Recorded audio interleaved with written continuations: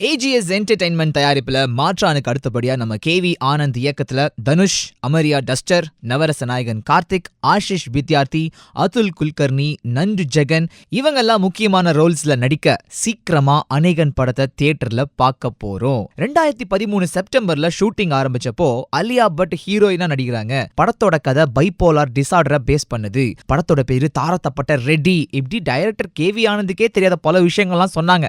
ஆனா போக போக அப்படிலாம் இல்லைங்கன்னு சொல்லிட்டு டைரக்டர் சாரே கொஞ்சம் கொஞ்சமா விஷயங்கள்லாம் சொல்ல ஆரம்பிச்சாரு. ட்ரெய்லர்ல பார்த்த வரைக்கும் நவரச நாயகன் கார்த்திக் நம்ம தனுஷ்க்கு குரு மாதிரியான ஒரு ரோல் செஞ்சிருக்காருங்க. ஆடியோ லான்ச்லயும் தனுஷ் பேசும்போது அதுதான் தெரிஞ்சது. அப்புறம் ஆஷிஷ் வித்யார்த்தி அந்த காலத்திலயும் சரி இந்த காலத்திலயும் சரி வில்லன் ரோல்ல தான் இருக்கிறாரு.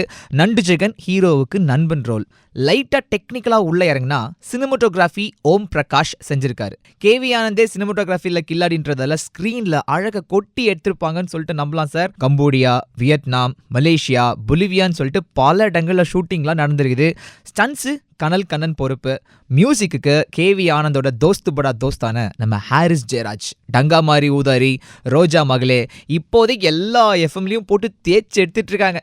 அடுத்து டைலாக் பக்கம் போனா கேவி ஆனந்த் சார் எப்பவுமே நம்புற எழுத்தாளர்கள் சுபா.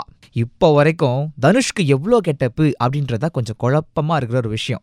ஏன்னா ஃபர்ஸ்ட் 4 கெட்டப்பு நாங்க ட்ரெய்லர் வந்ததுக்கப்புறம் சஸ்பென்ஸா 5வது கெட்டப்பு இருக்குன்றாங்க. ஸோ படம் பார்த்ததுக்கு அப்புறம் தான் எவ்வளோ கெட்டப்புன்னே தெரியும். அது மட்டும் இல்லாம நம்ம தனுஷோட டெடிகேஷனை சொல்ற மாதிரி 2 விஷயம் சமீபத்துல தெரிஞ்சதுங்க. நம்ம டைரக்டர் கேவி ஆனந்த் தலைவா படம் ஷூட்டிங் போயிட்டு இருக்கும் போதே இளைய தளபதி கிட்ட இந்த கதையை சொல்லியிருக்காரு. அவரு கதையை ஃபுல்லா கேட்டுட்டு இந்த மாதிரி கதைக்கு தனுஷ் தான் ஏத்தவரு, அவரை போய் பாருங்கன்னு சொல்லி அவரே ரெக்கமெண்டேஷன் பண்ணிருக்காரு. அடுத்தபடியா கனல் கண்ணன் மாஸ்டர் சொன்னது பரபரப்பரன்னு சொல்லிட்டு கிளைமேக்ஸோட ஷூட்டிங்லாம் போயிட்டு இருக்கும்போது தனுஷ்க்கு கால பயங்கரமான காயமாமா. அதனால 3 வாரம் ஷூட்டிங் பண்ண முடியாம போய் ஆனாலும் ஓரளவுக்கு காயம் ஆறினோடனேயே ஷூட்டிங்க்கு திரும்ப வந்திருக்கார். பாத்துங்க சார் எவ்வளோ ரிஸ்க் எடுக்கிறார் நம்ம கொக்கி குமார்னு. லோக்கல் பாயா வர தனுஷ்க்கு என்ன மாதிரி ஹேர் ஸ்டைல் செட் பண்ணலாம்னு சொல்லி யோசிச்சுட்டு இருந்தப்போ டிக் டிக் டிக் படத்துல உலகநாயகன் ஹேர் ஸ்டைல் சூப்பரா இருக்கும்னு சொல்லி அந்த மாதிரியே செட் பண்ணிருக்காங்க.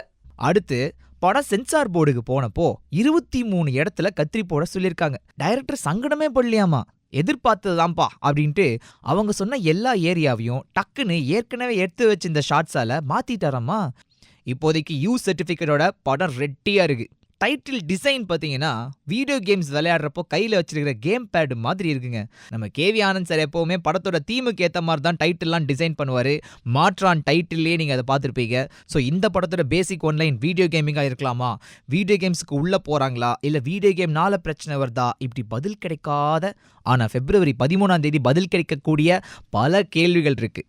படத்தோட கதையா இதுவரைக்கும் நமக்கு தெரிஞ்சது 4 ஜென்மத்துக்கு ஹீரோவும் ஹீரோயினும் டிராவல் பண்றாங்களாமா.